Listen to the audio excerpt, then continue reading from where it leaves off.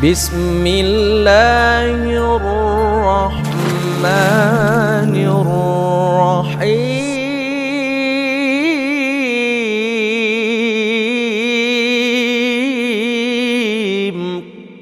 Assalamualaikum warahmatullahi wabarakatuh. Alhamdulillah wassalatu wassalamu ala Rasulillah wa ala alihi wa sahbihi wa mawalah wa la hawla wa la quwata illa billahi wa ba'd.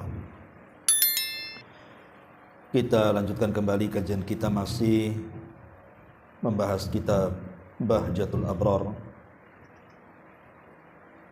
kumpulan kalimat-kalimat singkat dari Nabi namun syarat dengan makna, dan kita masuk pada hadis ke-37, bicara tentang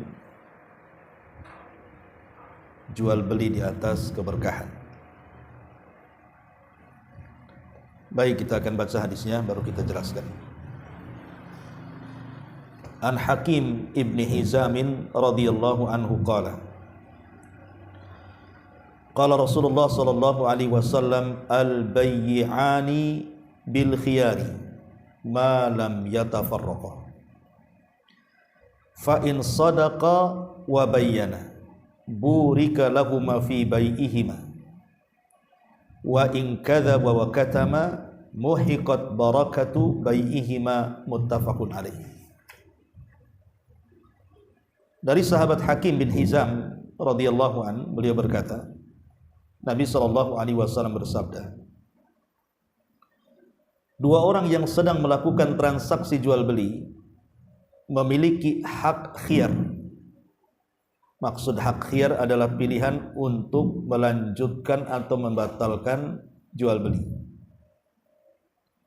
selama keduanya belum berpisah.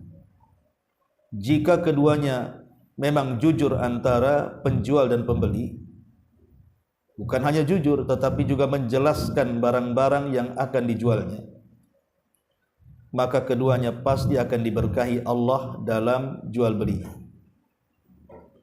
Namun jika berdusta atau menyembunyikan cacat pada barang yang akan dijual belikannya, maka akan dimusnahkan keberkahan pada jual belinya.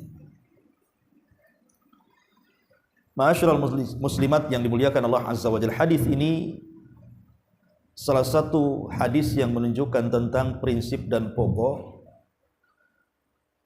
yang menjelaskan tentang muamalah yang penuh berkah dan muamalah yang hilang keberkahannya.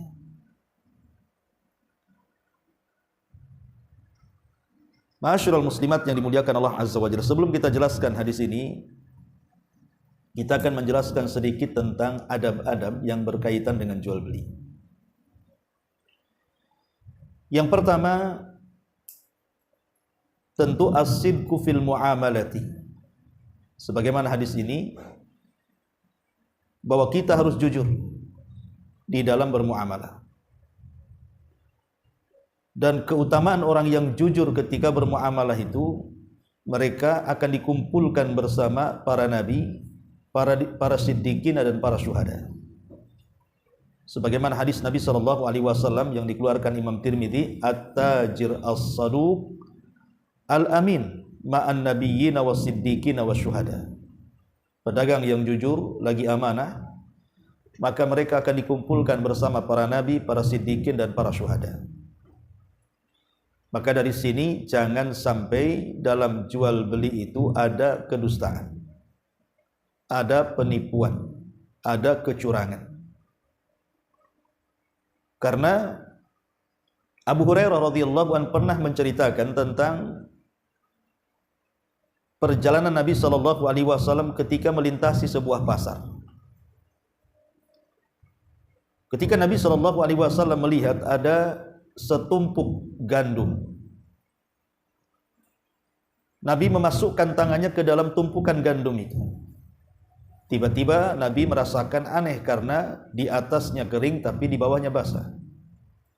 Dan tentu ini akan merugikan pembeli karena kalau ditimbang tentu yang basah lebih berat dibandingkan yang kering.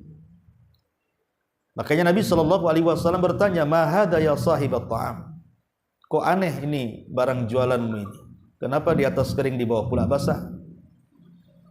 Maka orang ini mengatakan, asabatkus sama ya Rasulullah. Baru saja ada hujan wahai Rasul, sehingga hujan itu mengenai tumpukan gandum ini. Maka Nabi SAW mengatakan, afala ja'altahu fawqat ta'am kayyarahun nas. Kenapa engkau tidak jadikan yang basah itu di atas, yang kering itu di bawah, supaya manusia tahu. Maka Nabi SAW juga melanjutkan, man ghasyana falaysa minni. Siapapun yang tipu-tipu dalam jual beli, maka bukan umatku. Lihat bagaimana Nabi SAW mengajarkan kepada kita kejujuran dalam jual beli. Jual beli apa saja, apakah barang dengan barang, apakah barang dengan jasa, sama saja. Karena di masyarakat kita ini banyak sekali terjadi kecurangan. Contoh saja jual beli motor, jual beli mobil, banyak penipuan di situ. Nampak aja catnya mengkilat, bagus bodinya, didempul sana sini, kemudian diservis sedikit, bilang ini mobil bagus, baru 1 bulan dibeli dan mogok-mogokan. Ini terjadi, ya. Sampai kepada jual beli remeh-temeh, masalah buah-buahan kadang-kadang. Sampelnya bagus, manis gitu ya. Ketika dikilokan sampai rumah kecut semua. Itu namanya al-ghis dalam jual beli. Tidak boleh, karena Rasul mengancam, man ghassana falaysa minni. Siapapun yang menipu maka dia bukan umatku. Jadi ini adab jual beli yang pertama, as-sidqu fil muamalah. Jujur dalam jual beli supaya diberkahi jual beli. Kemudian yang kedua, as-samahatu fil bai'i wasyira'. As-samaha itu banyak melapangkan dada, memberikan uzur kepada saudaranya, memudahkan. Seperti umpamanya orang yang memudahkan jual beli, umpamanya sering saya contohkan, ibu beli sesuatu di pasar, kalau hanya kembali 1.000-2.000 perak, sudah ikhlaskan saja, ambil. Itu sebagai sedekahus sir, sedekah yang diam-diam itu. Dan sedekah sir itu bisa meredam kemurkaan Allah. Tak sadar sebenarnya dengan kita, ya sudahlah ambil saja kalau hanya 500 perak atau 1.000. Saya kira tidak mungkin diungkit-ungkit karena jumlahnya juga nggak banyak. Tapi manfaatnya besar, boleh jadi harusnya kita sakit jadi tidak sakit. Harusnya kumat kolesterolnya tak kumat. Harusnya kecelakaan Allah selamatkan. Banyak tuh manfaatnya. Sedekah yang diam-diam itu. Atau sebagai penjual nambah tanpa sepengetahuan pembeli, umpamanya sekilo, kasihlah sedikit gitu, tambah berapa gram atau berapa on gitu. Tanpa sepengetahuan si pembeli, itu pahala besar dan itu bisa menjadikan berkah, artinya dagangan itu pasti laris. Karena bagaimanapun sedekah itu mana qasamin malis sadaqah, kata Rasul, harta sedekah itu tidak mungkin berkurang, bal yazdad, bahkan bertambah dan bertambah. 3 kali Rasul mengatakan bahkan bertambah. Maka cobalah kemudian mempermudah orang yang sedang melakukan transaksi jual, baik dari pihak penjual ataupun pembeli. Ini yang kedua. Kemudian yang ketiga, adamul halifi walau kana shadiqa. Sebaiknya tidak banyak bersumpah, walaupun untuk kebenaran, apalagi untuk kedustaan. Dia bersumpah supaya laku dagangannya, demi Allah, saya jujur ya, harga dari sana cuma 20.000, saya hanya ngambil 2.000 saja. Dia jujur, tidak dusta memang, tapi keseringan bersumpah itu tak bagus. Karena Allah Subhanahu wa taala mengatakan, la taj'alullaha urdatan li aymanikum an tabarru wa tuqsitu wa tuslihu bainan nas wallahu sami'un alim. Dan janganlah kamu menjadikan nama Allah dalam sumpahmu itu sebagai penghalang untuk berbuat kebaikan, bertakwa dan menciptakan kedamaian di antara manusia. Karena Allah Maha mendengar lagi Maha mengetahui. Ayat ini larangan kita banyak bersumpah, karena sumpah itu kan ada tempatnya. Kan ada orang sedikit-sedikit bersumpah, Kalau dalam kebenaran banyak sumpah saja dicela dalam Quran, macam mana bersumpah itu untuk sebuah kedustaan? Dan itu yang paling banyak terjadi di pasar. Bersumpah itu untuk kedustaan, hanya untuk melariskan dagangan. Asil atu bil halifil kadhib. Allah tidak akan memandang orang seperti ini pada hari kiamat, orang-orang yang bersumpah dan mereka berdusta dalam jual belinya hanya untuk melariskan dagangannya. Naudzubillah. maka jangan banyak bersumpah. Kemudian yang keempat, al-iktsar minas shadaqah. Perbanyak sedekah. Kalau Anda seorang pedagang, perbanyak sedekah.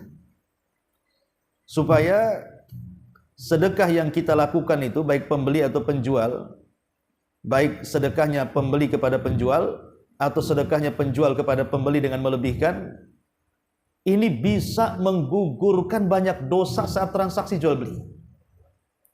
Kan sering kita kan melihatlah orang yang jual beli itu kadang-kadang barang jelek dibilang bagus, ya kan, barang imitasi dibilang barang asli, kadang-kadang ditutup-tutupi keburukannya, ditutup-tutupi cacatnya gitu ya. Kadang-kadang terpeleset dia berdusta. Namanya transaksi jual beli itu pasti ada keplesetnya, disengaja atau tidak disengaja. Makanya biar tidak banyak dosa dalam transaksi jual beli itu, banyak sedekah. Karena sedekah itu bisa untuk takfiran lisayyi'at, menggugurkan dosa-dosa dan kesalahan. Ini yang keempat. Kemudian yang kelima, al-kitabat wal ishhad. Kalau memang transaksinya cukup besar, ya seperti jual beli rumah, jual beli mobil, ya kalau bisa dicatat dan juga disaksikan orang.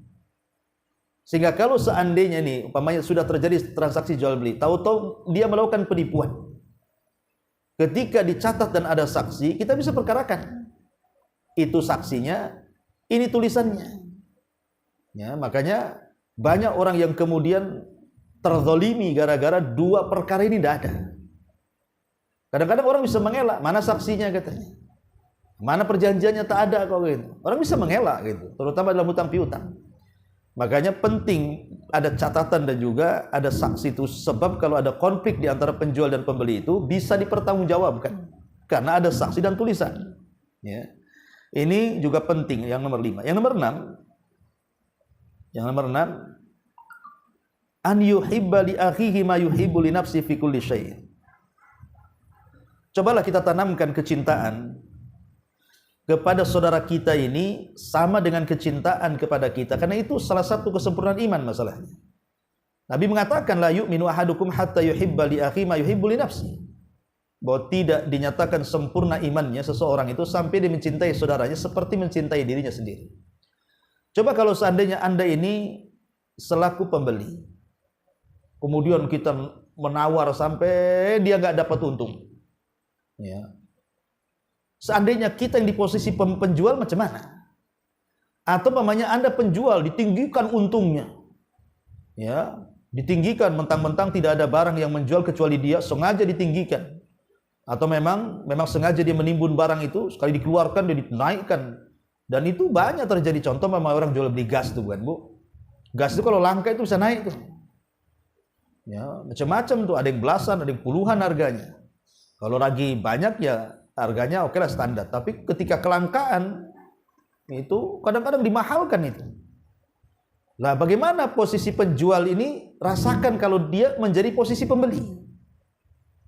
Tapi kalau sama-sama mencintai saudaranya, bahwa dia juga saudara kita, janganlah kemudian terlampau tinggi mengambil untung. Jangan pula ditipu, ya gitu ya. Kalau dia pembeli, ya sudahlah, paling saya tahu harganya kok, ini nggak mungkin banyak untungnya juga kok. Jadi cobalah seperti itu. Kalau saling mencintai antara penjual dan pembeli itu rukun, enak gitu kan. Nggak mungkin banyak konflik, nggak mungkin teriak-teriak di pasar itu. Nah ini juga yang nomor 6. Kemudian yang nomor 7, adamul mughalati fir ribhi. Tadi saya sudah jelaskan, jangan tinggi-tinggi loh kalau mengambil keuntungan itu. Jangan tinggi-tinggi. Karena ada yang mengatakan al-ghibnul fahish, jadi keuntungan yang melampaui batas gitu ya.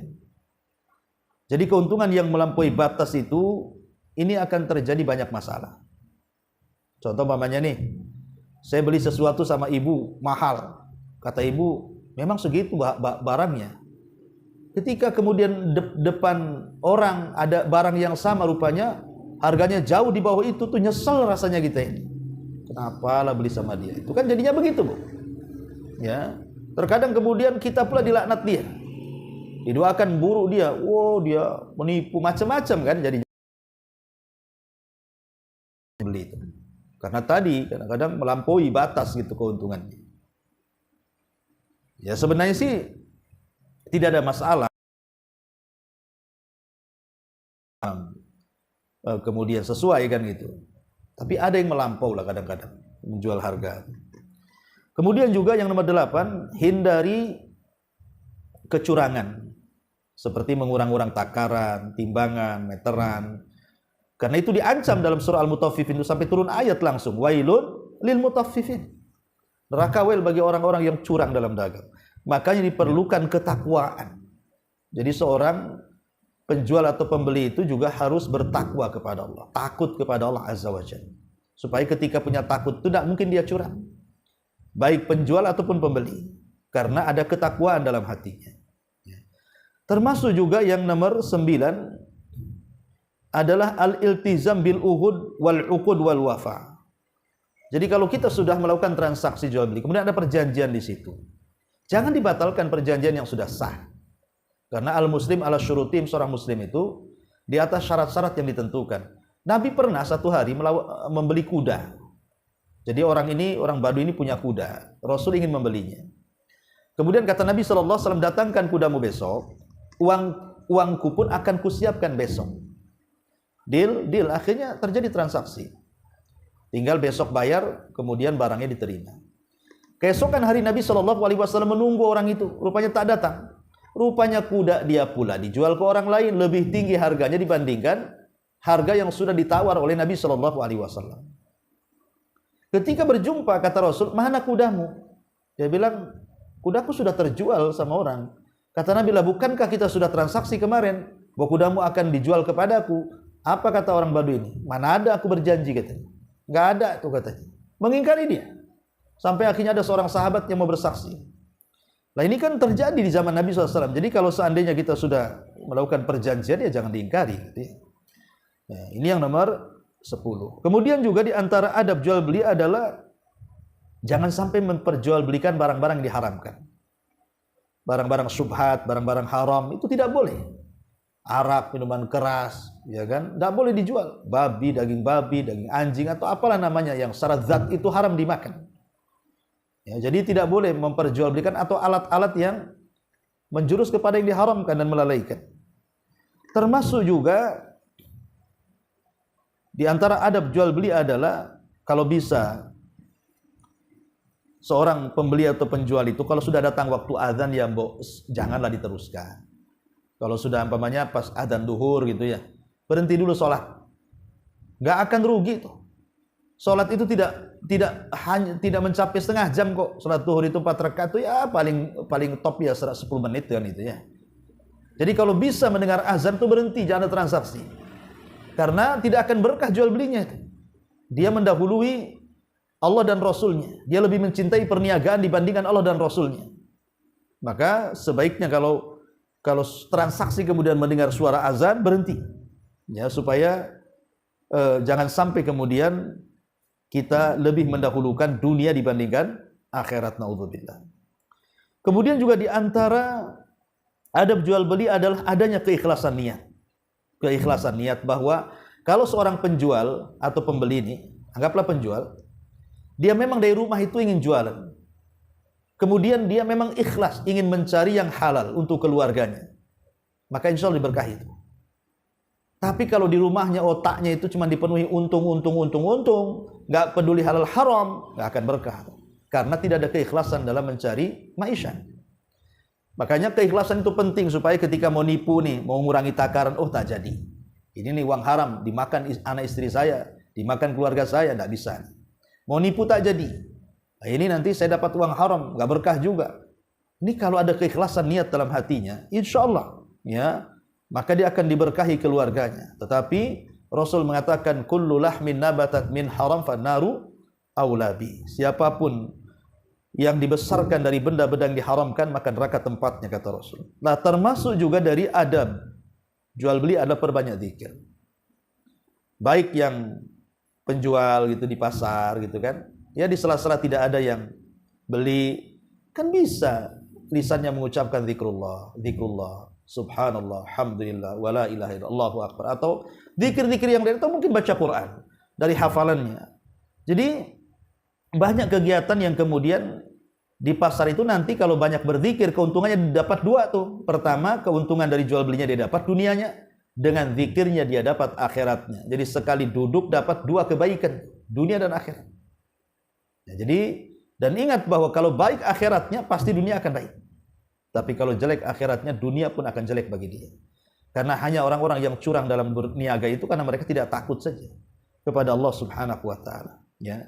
Termasuk juga kalau bisa ya kalau ibu memang berniat untuk menjadi bisnismen, berniaga, maka cobalah kemudian membeli buku-buku yang mempelajari tentang halal haram, kan Bu ya. Supaya ketika jual beli itu betul-betul di atas ilmu. Karena Umar bin Khattab radhiyallahu an, Umar bin Khattab di zamannya itu mengeluarkan orang-orang yang curang dalam dagang dari pasar itu. Dan memerintahkan mereka untuk belajar hukum-hukum seputar jual beli. Karena kalau orang sudah tahu hukum jual beli itu, mana yang halal, mana yang tidak, mana akad yang sah, mana yang tidak, maka insya Allah itu jual belinya akan berkah. Kalau dia punya pengetahuan soal itu. Ya, makanya bagi orang-orang yang terjun dalam dunia bisnis, sebaiknya mempelajarilah halal haram. Supaya jangan masuk pada syubhat ataupun pada yang diharamkan Allah Subhanahu wa ta'ala. Nah ini termasuk adab-adab juga. Ya, termasuk jangan diremehkan juga orang yang masuk pasar kemudian mengucapkan salam, karena itu juga sebuah kebaikan tuh. Bayangkan Abdullah ibn Umar radhiyallahu anhuma itu setiap pagi masuk pasar kalau tidak ada kegiatan hanya untuk mengucapkan salam kepada seluruh penduduk pasar. Kenapa? Karena dia ingin mendapatkan doa kebalikan dari salam. Karena ketika kita mengucapkan salam, orang itu akan mendoakan kita dengan tiga perkara, kan? Pertama dengan keselamatan, kedua dengan rahmat, ketiga dengan berkah. Siapa yang tidak ingin tiga-tiganya? Ya, maka kalau memang penjual itu seorang muslim, muslimah, ibu beli di situ, ucapkan Bu salam. Ya, supaya dapat pahala juga dari salam dan dapat barang dunia untuk dibawa pulang ke rumah. Itu juga jangan sampai ditinggalkan. Ya, kalau bisa juga kalau ibu ke pasar ya tolonglah ini juga termasuk adab juga. Adab umum lah ya, berpakaian yang syar'i. Ya, memang pasar itu tempat kotor, tetapi berpakaian yang syar'i menutup aurat itu penting. Baik Anda penjual atau pembeli, tutup aurat. Ya. Insya Allah berkah itu. Insya Allah berkah. Kalau mamanya penjualnya menutup aurat, ya pembelinya juga menutup aurat, gitu ya. Maka insya Allah berkah jual belinya. Karena dia berusaha untuk meninggikan kalimat-kalimat Allah, menegakkan syariat dalam berpakaian. Maka ini juga demikian. Termasuk juga kalau memang pembelinya laki-laki, penjualnya perempuan atau sebaliknya, maka lakukan transaksi itu hanya sebatas jual beli saja. Jangan diperbanyak bicara, ngobrol sana sini gitu kan, karena akan menjadi fitnah itu. Termasuk juga di antara adab-adab yang dijelaskan oleh para ulama adalah disebutkan di sini, jangan sampai seorang muslim itu ihdar min syira'iz zahabi bil fiddah bi bitaqatis sarfil ahli. Termasuk hindari perkara riba. Seperti yang saya contohkan, jual beli emas dengan emas. Emasnya sama 1 gram, cuman yang satu emas lama, satu emas baru. Kadang-kadang toko emas ini kan nambah minta, dia bukan jual beli emas tapi tukar tambah itu. Itu riba tuh, tukar tambah tuh. Tapi sebaiknya jual dulu emasnya, nanti kemudian setelah dapat uang, tinggal kemudian kita beli emas baru yang kita inginkan. Ya kalau pas alhamdulillah duitnya, kalau kurang ya tambah. Itu menghindari riba. Karena bagaimanapun Allah mengatakan ahallallahul bai'a wa harramar riba. Allah halalkan jual beli dan Allah haramkan riba. Ya. Kemudian juga di antara hal-hal yang ini yang perlu dipahami, falyahdhar at-tijarah an amaliyatil ihtikar. Jangan suka menimbun barang.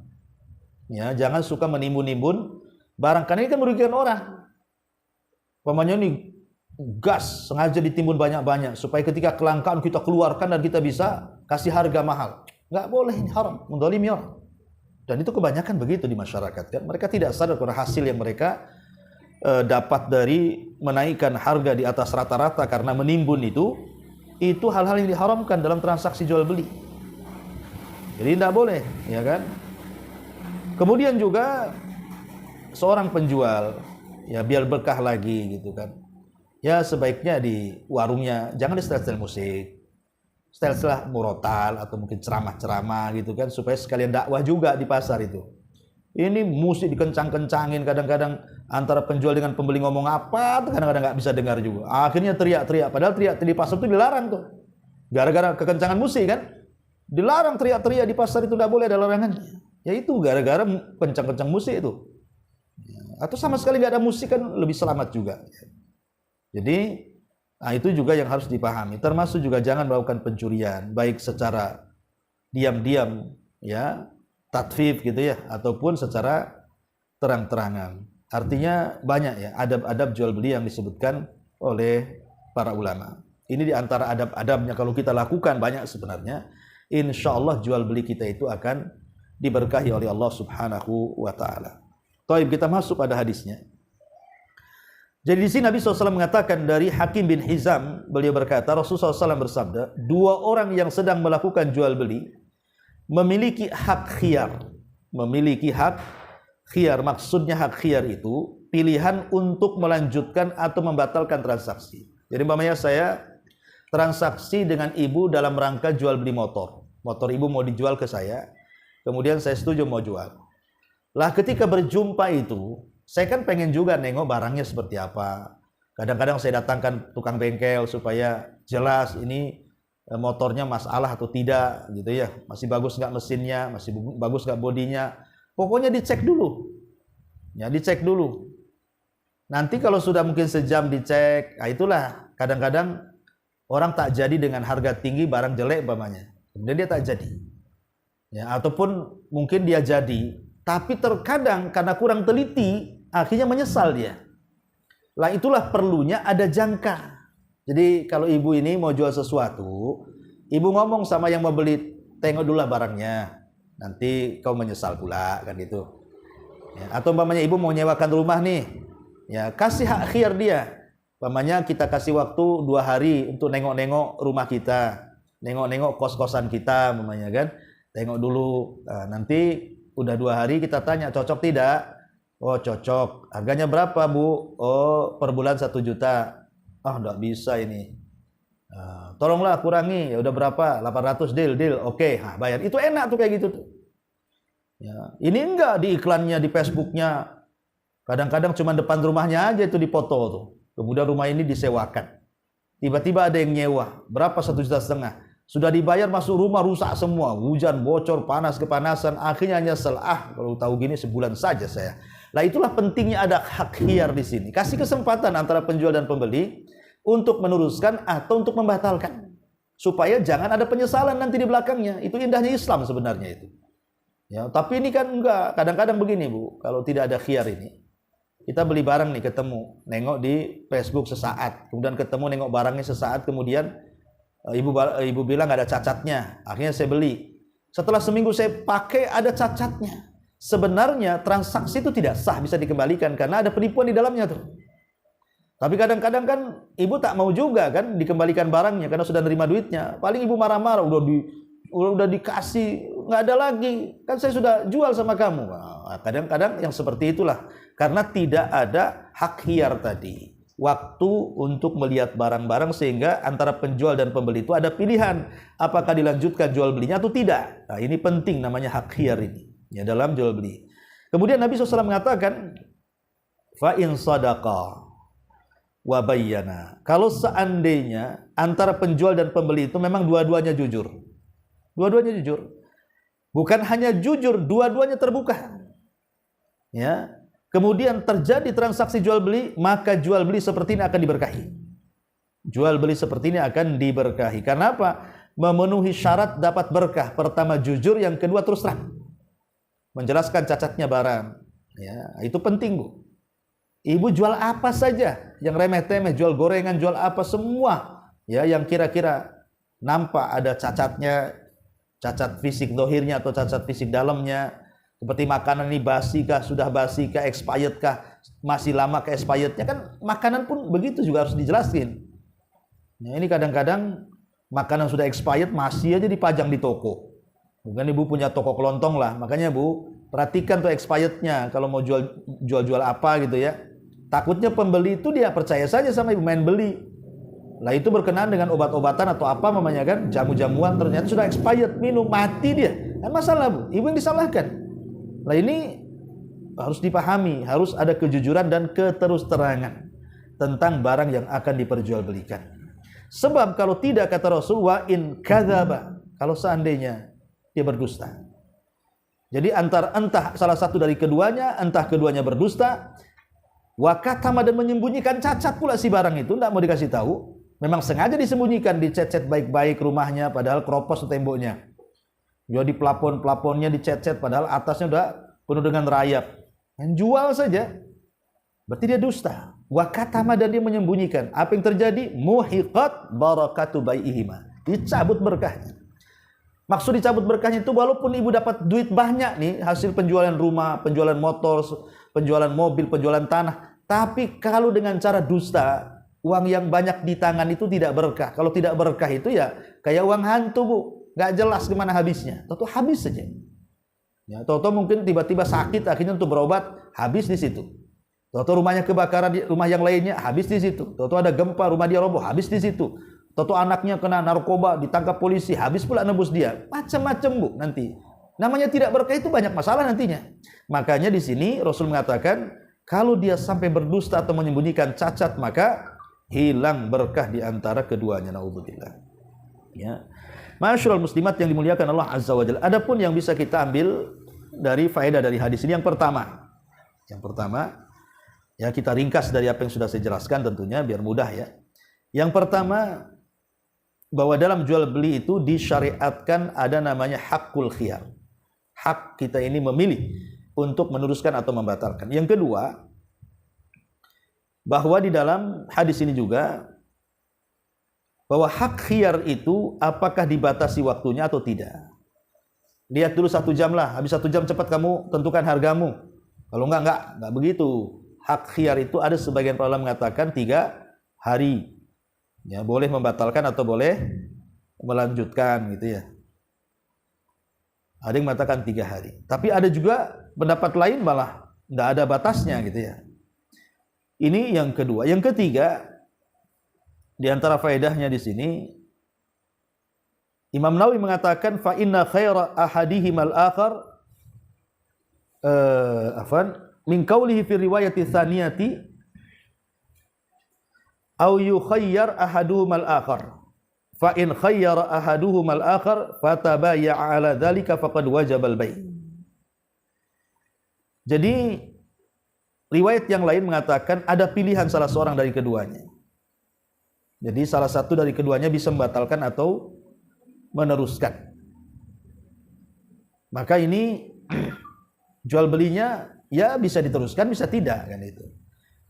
Termasuk juga kalau salah seorangnya berdusta, penjualnya pendusta, pembelinya jujur, maka yang dapat berkah pembelinya, penjualnya tidak dapat berkah, atau sebaliknya. Ya, penjualnya jujur, pembelinya pula dusta. Dibilang dijelek-jelekinnya, ini barang ini kualitas rendah, ini saya udah beli kemarin murah kok di sana. Akhirnya terpaksa dia ngedon juga, dimurahkan juga. Jadi yang berkah itulah yang akan dapat pahala. Jadi kalau salah seorang berdosa yang lain tidak, berarti yang tidak dapat berkah yang berdosa tidak dapat berkah. Tapi kalau ingin dapat berkah dua-duanya, maka jujurlah dalam jual beli, kemudian jelaskan cacat dalam barang itu. Kemudian juga di sini lihat bagaimana jeleknya pengaruh maksiat. Pengaruh maksiat menghilangkan berkah.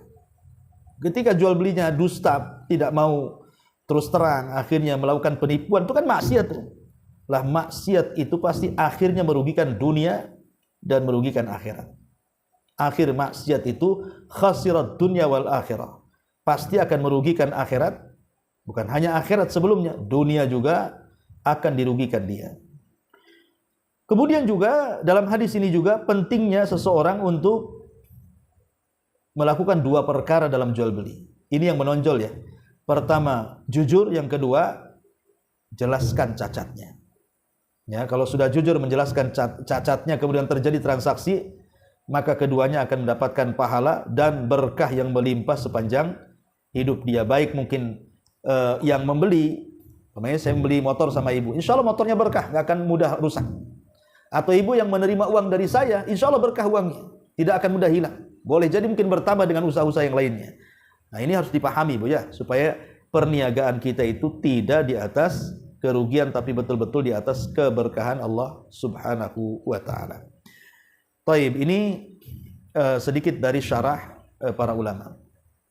Adapun di sini Syekh Sa'di rahimahullahu taala, beliau mengatakan hadis ini adalah prinsip yang menjelaskan tentang jenis muamalah-muamalah yang bermanfaat dan muamalah yang membawa madarat. Tadi saya sudah jelaskan yang bermanfaat kalau berkah dan itu dengan cara jujur dan terus terang. Tapi yang madarat yang tidak berkah karena dia berdusta dan menyembunyikan cacat. Kemudian kata beliau, barang siapa yang jujur dalam muamalahnya dan menjelaskan segala hal yang berkaitan dengan muamalah tersebut seperti menjelaskan sifat-sifat barang yang dimaksud serta cacat dan kekurangan yang dimaksud, ini adalah muamalah yang bermanfaat ketika ia di dunia, yaitu dengan melaksanakan perintah Allah dan Rasulnya, selamat dari dosa dan turunnya berkah dalam muamalahnya. Adapun manfaat ketika di akhirat, ya jelas dia akan mendapatkan pahala, dijauhkan dari azab Allah dan akan dimasukkan ke dalam surga. Namun barang siapa yang berdusta, menyembunyikan cacat serta hal-hal yang telah disepakati, di samping dosa yang akan diperoleh dari muamalahnya di dunia, ya, tidak akan diberkahi itu hartanya. Ya, ketika berkah itu dicabut dari satu muamalah, maka pelakunya akan merugi dunia dan akhirat walaupun untungnya banyak. Kalau tidak berkah untuk apa? Ya, karena tidak bisa dinikmati itu, habis-habis begitu saja. Maka kata beliau di sini, landasan pokok ini menunjukkan tentang haramnya penipuan, menyembunyikan cacat, berbuat curang, serta mengurang-urang timbangan dan takaran ukuran, dan selainnya yang termasuk dalam kategori kedustaan. Nah, kan? Ini lihat bagaimana kata beliau, bahwa hasilnya haram, tidak boleh. Perbuatannya haram menghasilkan yang haram juga. Dia tidak paham, dia bawa duit yang haram itu. Kadang-kadang orang berpikir haram itu kalau judi, itu haram, menang togel, ya haram, ngerampok, ya haram, uang pelacuran ya haram. Mereka tidak paham bahwa ketika mereka bercurang, mengurang-urang takaran, melakukan menyembunyikan cacat, itu semua haram. Apa bedanya? Kan itu. Jadi mu'alif di sini ingin mengingatkan soal itu. Kemudian kata beliau, kaidah dan ketentuan dalam permasalahan ini adalah bahwa segala kejelekan dalam muamalah yang engkau sendiri tidak suka saudaramu sesama muslim atau selainnya bermuamalah kepadamu dengan cara itu, dan dia tidak pula mengabarkannya kepadamu akan hal itu, maka perkara tersebut masuk dalam kategori kedustaan dan penyembunyian cacat ataupun masuk dalam penipuan.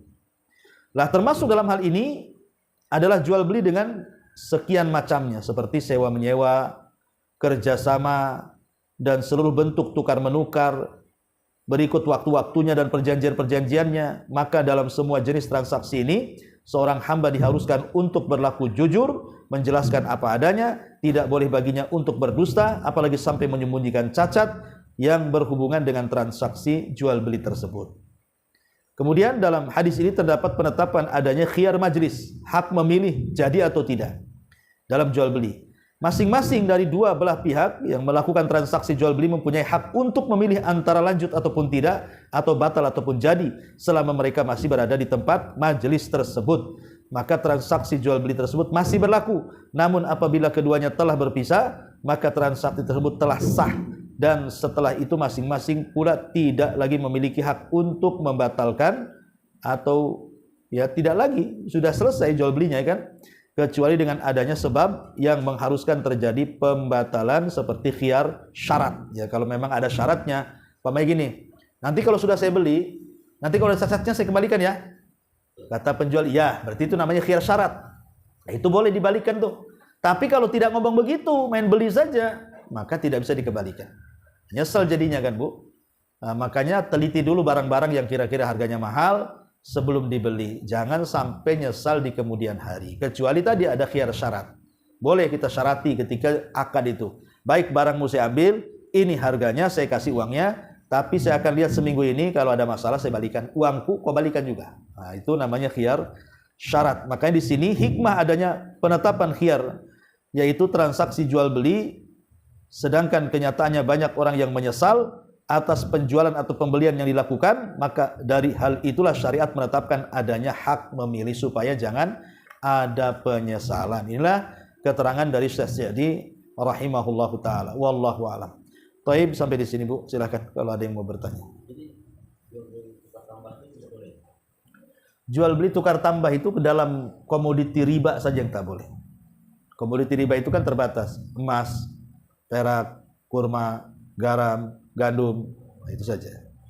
Nah, boleh.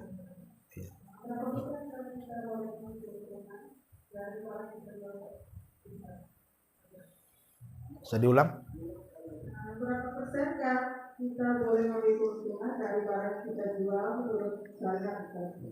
Berapa persen kita boleh mengambil keuntungan dari barang kita? Oh, ya sebenarnya sih ini perselisihan ulama ya tentang berapa persen mengambil keuntungan dalam jual beli ini.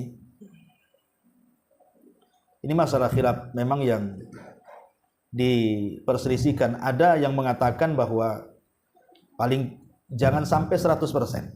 Jadi tetap di bawahnya gitu ya, di bawahnya dari 100% itu. Tetapi ulama kemudian juga banyak yang menjawab soal ini. Contohnya umpamanya kita lihat dalam beberapa mazhab ya.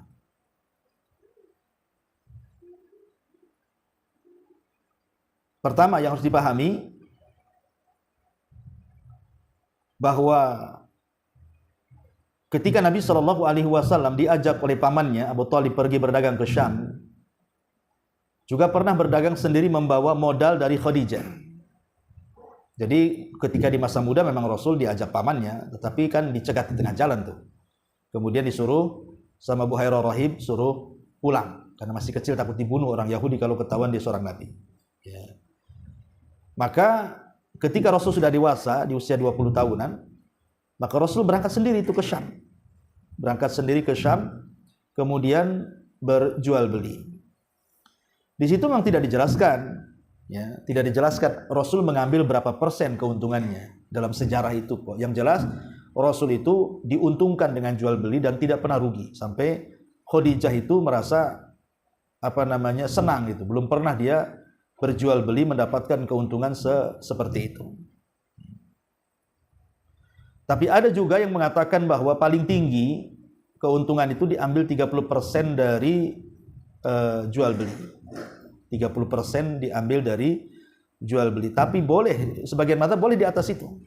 Tapi kalau sudah melampau gitu ya, umpamanya 100% lebih, ya itu udah melampau lah mengambil keuntungan seperti itu. Apalagi dari hasil ngemplang barang dengan cara menimbun, dengan cara tadi karena mumpung nggak ada barang, orang lain tidak ada, sementara bahan itu juga dihajatkan masyarakat, kemudian menekan masyarakat, itu tak boleh. Itu tak boleh Bu ya.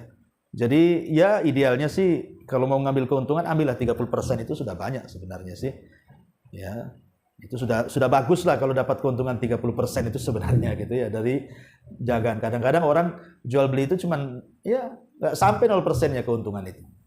Mau jual beli baju cuman 2.000, 5.000 kadang kan. Yang penting cepat laku. Ya, tapi kalaupun harus kemudian mau mengambil keuntungan, ya paling tinggi ambillah 30%. Wallahu a'lam.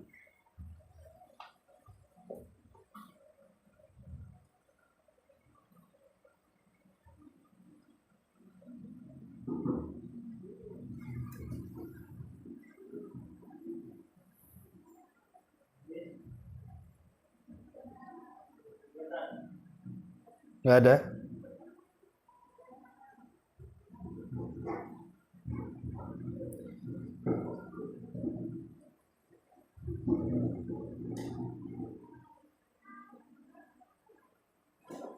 Iya, kalau nggak ada kita tutup.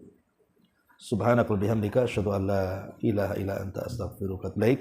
Allahu ta'ala alam. Assalamualaikum warahmatullahi wabarakatuh.